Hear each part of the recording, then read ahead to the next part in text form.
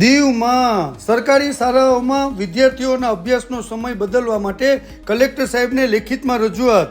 દીવમાં છેલ્લા 3 વર્ષથી સરકારી શાળાઓમાં વિદ્યાર્થીઓનો અભ્યાસનો સમય ચેન્જ થયો છે. 3 વર્ષ પહેલા શાળાનો સમય 7:45 થી 12:45 હતો, જે હવે 9:30 થી 4:30 છે.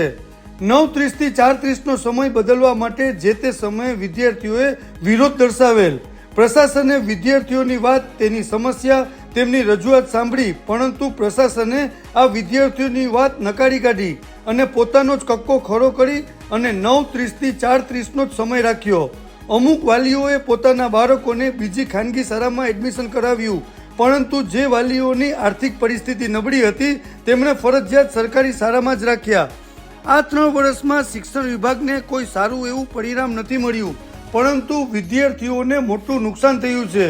આ બાળકો 4:30 વાગ્યા સુધી અભ્યાસ કરીને બીજી કોઈ પણ પ્રવૃત્તિ કરી શકતા નથી. સ્પર્ધાત્મક પરીક્ષાઓની પૂર્વ તૈયારી પણ થતી નથી. ટાઈમ બદલવા વાલીઓએ પ્રયાસો કર્યા, પરંતુ દીવ પ્રશાસને આ પ્રયાસોને નિષ્ફળ બનાવ્યા અને પોતાની જ મનમાની કરી, જેથી એક જાગૃત નાગરિકે બાળકોની સમસ્યા, વાલીઓની સમસ્યા અને તેમને થતા નુકસાનનો ઊંડો અભ્યાસ કરી અને દીવ કલેક્ટર રાહુલ દેવપુરા સાહેબને લેખિતમાં રજૂઆત કરી અને પહેલા જેવો સમય કરવા માંગ કરેલ છે.